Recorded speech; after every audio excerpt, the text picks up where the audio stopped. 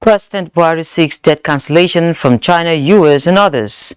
Senate commences investigation of crude oil theft. Oil prices slip after U.S. interest rate hike on fear for demand. Plus, Asian markets trade lower on Thursday after the U.S. Federal Reserve raised interest rates. This is Business Express on the network service of the Nigerian Television Authority, the NTA, and we're reaching you from Abuja, the nation's capital. I am Leah Katun Babatunde. You're welcome.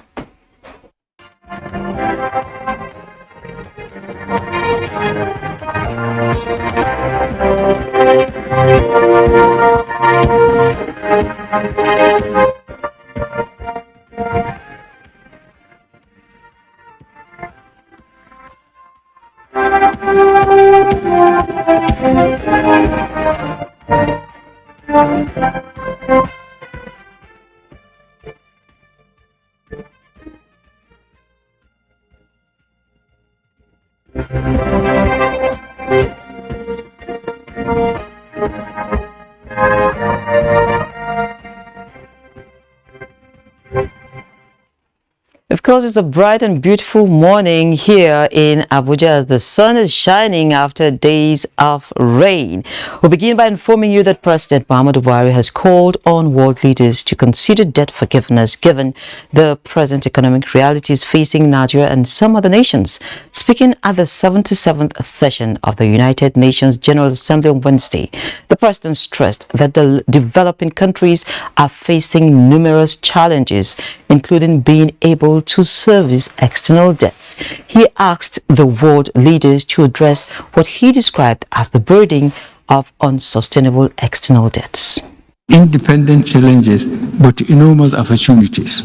The face of change can seem bewildering, with sometimes a palpable and unsettling sense of uncertainty about our future. Our strongest moments have always been when we remain true to the basic principle of tolerance, community, and abiding commitment to peace and goodwill towards all. The Debt Management Office DMO says with mounting domestic debt now standing at a whopping 20.95 trillion naira as of June 2022, Nigeria's domestic debt service has risen to 5.24 trillion naira in 30 months. The DMO data revealed that domestic debt service in the first quarter of 2022 was 664.73 billion naira, representing 0.6% decline from 668.69 billion naira in the second quarter of the year. This implies that the federal government has serviced domestic debt with 1.33 trillion naira in the first half of 2022, a 43% year-on-year increase from 935.46 billion naira reported in the first half of 2021. For the breakdown of the data revealed that the government domestic debt service was at 2.05 trillion naira in 2021, a 10.8% increase from 1.85 trillion naira in the year 2020. And we move to the National Assembly, where the Senate has engaged stakeholders in the petroleum industry over the dwindling crude oil production and circumstances surrounding crude oil theft and bunkering activities in Nigeria. Bobolaji Moribirin reports. Oil theft in Nigeria. It impacts petroleum production and oil revenue. The Senate expects that at the end of this hearing, stakeholders who are present will come up with a workable suggestions to ameliorate or completely eliminate the oil theft menace in the country. It calls for a holistic approach to see how we can bring to bear, if not completely eradicate. It is about our country, and we believe that whatever we make of it, it with what exactly it's going to be. Stakeholders suggest ways to manage issues surrounding the subject matter. We need to continue to review all the operations of the regulated entities or the operators in the industry, and also seek for collaboration among the relevant agencies for the purpose of reducing the crude oil losses. The solution to all this is holding our security forces accountable, holding the naval officers accountable, holding the army accountable. We would like to say it's also important that the illegal refineries are taken out at the same time. As part of the efforts in trying to manage the issues around our assets, vandalism, as well as oil theft, we established this program working very closely with the communities. The committee pledges to unravel the mystery behind oil theft in Nigeria. Well, let's now take a trip to the commodities market.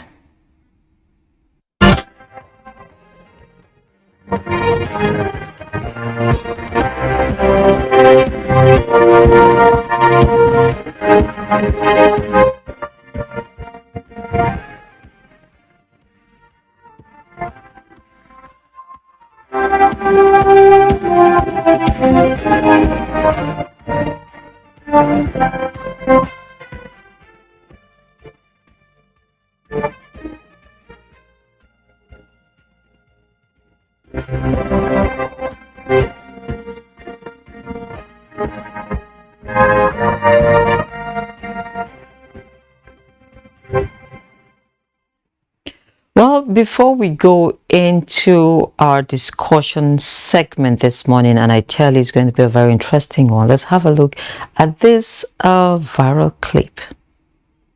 I am here to advocate for Pomo. Pomo is timeless. Pomo is ageless. When we could not afford turkey, Pomo was there.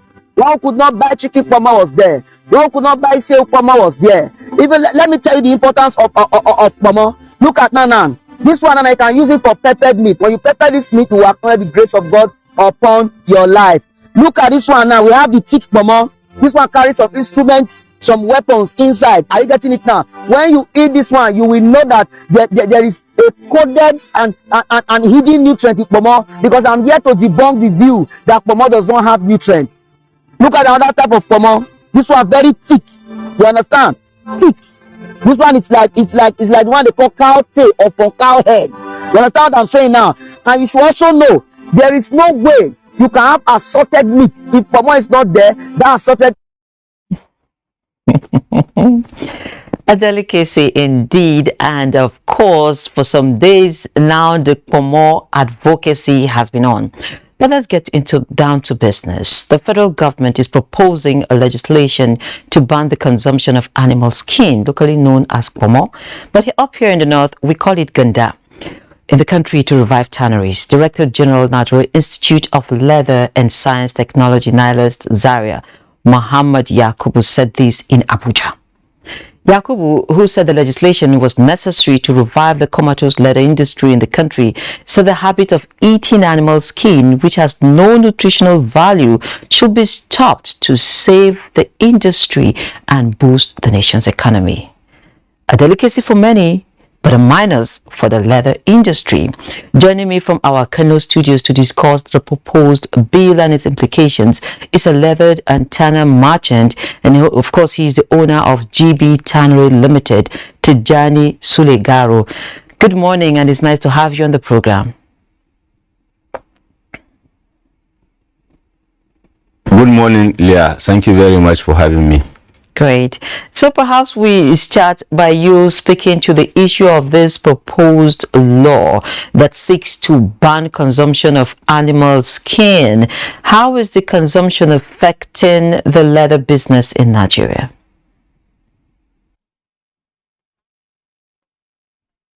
Well, thank you for this question. As you know, or many Nigerians doesn't know, Nigeria is a very big major player in the leather manufacturing scene, generating between $300 to $400 million through exports annually, and is known for the high quality leather it produces. The country has the largest resource of goat and sheep skins in Africa, representing about 46% and 18% of total production and Africa respectively. Recently, the Nigerian Economic Group, in its recent report projects that the Nigerian leather industry can generate over $1 billion by 2025. In spite of this remarkable potential, the consumption of animal skin, as known as pomo, is partially responsible for the current dilapidated state of many canneries in Nigeria. And the concern about the tanning industry is, as we continue to eat the pomo, which does not have any nutritional value, it is going to affect the well-being of so many people that we employ, and then we will not be able to generate this foreign exchange. So you should understand that this pomo does not have any nutritional value. It is killing our businesses and our foreign exchange. So that what I will suggest that the federal government should ban the eating of pomo. Thank you. Okay, that's a very tough one there, going by the number of people who are interested in eating it. But then, are Nigerians the only people in the world that overvalue skin as food?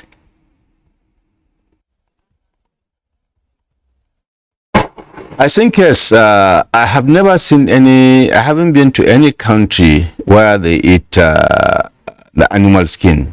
Only in Nigeria, I'm seeing pomo. I've been to so many countries in Africa, Asia, and Europe. Nobody eats animal skin as meat. Everybody eats meat as meat, not skin as meat. Because actually you are eating bags or shoes or something like that, because these are products that you are byproducts that you use it to produce shoes and bags and all these leather goods. So it doesn't have any nutrition value at all. So I'm suggesting and I'm advocating that the ban should be, a policy should be made to ban the eating of this pomo. Yeah. Okay, I would want to pause you a bit so that we'll take this street view on this very common matter, and then we get back to discussion.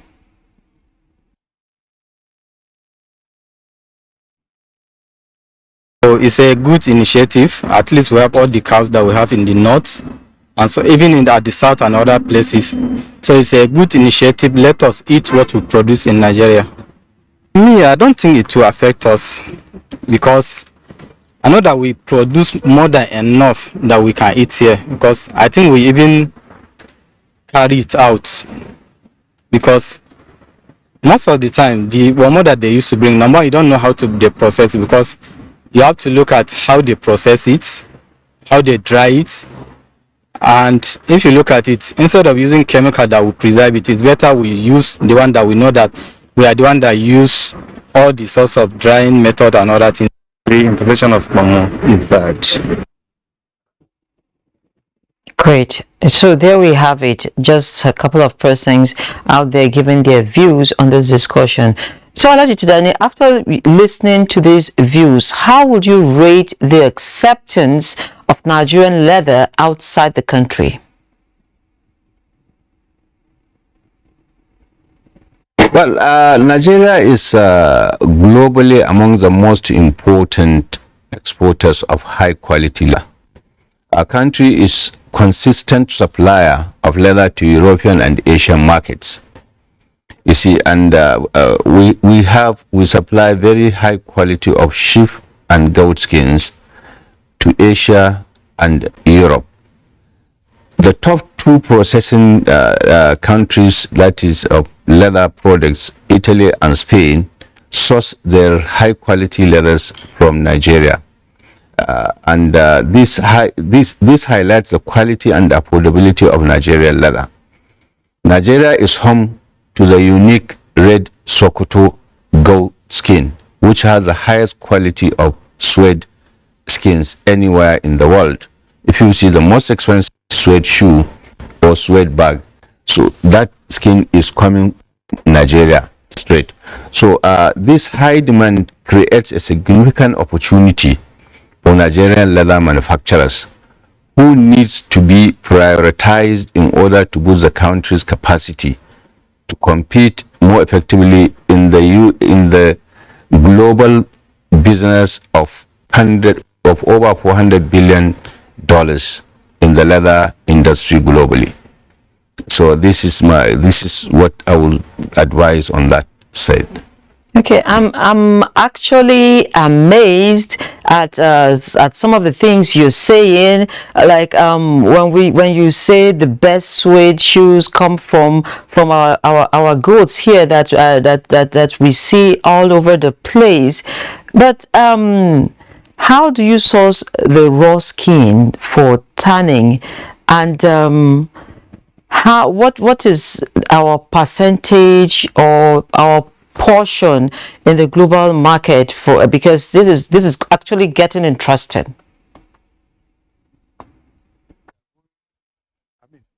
The Nigerian leather is often sourced from pre-roaming animals, rather than from large-scale farming. And Nigeria's pre-roaming animals, that what makes the skin to be very tough and hard and durable. So, and we use merchants that goes every nook and corner of the country, where you have abattoirs, and they sort these raw materials. Nigeria is a population of over 200 million people. So you can imagine the amount of meat we eat daily. So, and we have a saying, if you can get the meat, we will definitely get the skins. So the skins are there, and we have merchants all over, going from village to village and from city to city, that they collect and they supply to the tanneries. So that is how we source our raw materials. Yeah. This is quite eye-opening and quite interesting. So perhaps I make this double-pronged. What is the kind of support that you think government can put in to ensure that we do more in this animal skin business? Because when we're exporting, thankfully we're not just exporting the skins raw, we're adding some value before exporting them. And how is the Africa Continental Free Trade Area contributing to the leather industry?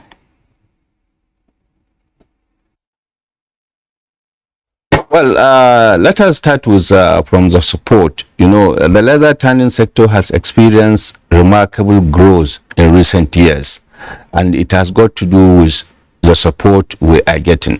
The government is supporting the leather industry, more especially through Nigerian Export Promotion Council, and they are supporting us. That is part of the government policy. And recently, that there is this RT200, which is for all non-oil exporters, which leather is benefiting there. But at the same time,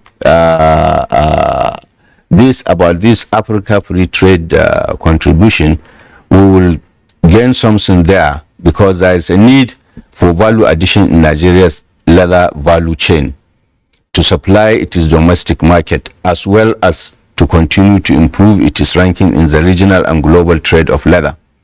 So, and the African Export and Import Bank, they have come up with this AFCFTA, and this agreement will definitely help Nigeria and Nigerian industries, because with this we can source more leathers from from our neighboring countries without paying any duty, and we can export to them as well. That is the processed leathers.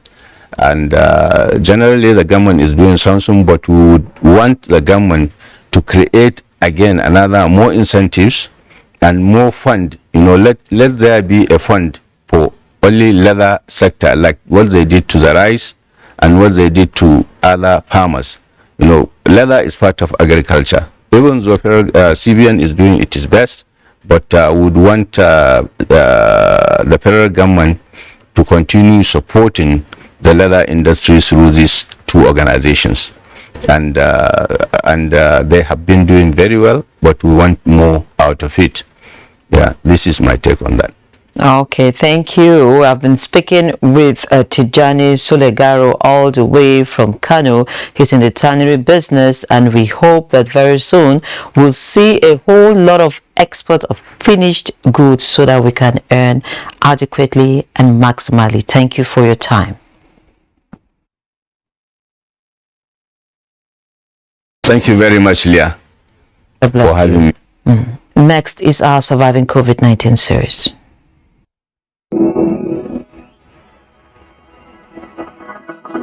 Surviving COVID-19 series is brought to you in partnership with the Central Bank of Nigeria. Well, I dropped out from school and I decided to learn work to take care of my family. I learned this work for 8 years, served my oga 1 year extra, which is 9 years. I go do job man 1 year, which is 10 good years. So I'm 27 years in this. As well as my engine, all the brake, caliper or whatever in the vehicle that are specialized, especially engine. I'm benefiting from it. So at least I've trained many boys through this job, and I've settled many boys through this job. So I don't have any regrets on learning this job. It's only those machineries. Those are my challenges. Because right now there are new model cars that need machine to work on it. So if I get that money, I will buy some machines that I'll be using to do all this work. It will be okay by me.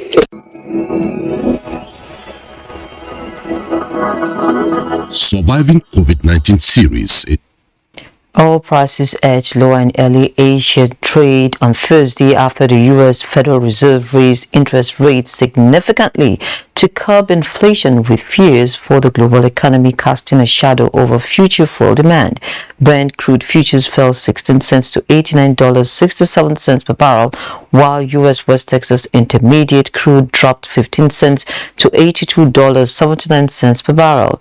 The Federal Reserve raised its target interest rate on Wednesday by 75 basis points for the third time to a 3.25% range and signaled more large increases to come. The Nigerian equities market closed on a negative note this Wednesday after consistently recording downsides. At the close of the midweek trading session, the NGX All-Share Index declined to 49,421.91 points from 49,445.31 points in the previous session. A total of 51.87 million shares valued at 590 billion naira were traded by investors in 2,981 deals, with market capitalization closing out the day at 26.65 trillion naira. Zenith Bank, Guarantee Trust Holding Company, and Sterling Bank, all in the financial services sector, were the top traders in terms of volume.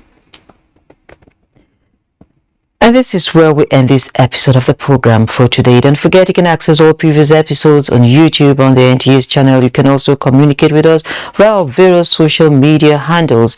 Business Express returns Friday by 3 p.m. Stick with NTA. God bless Nigeria and have a wonderful day.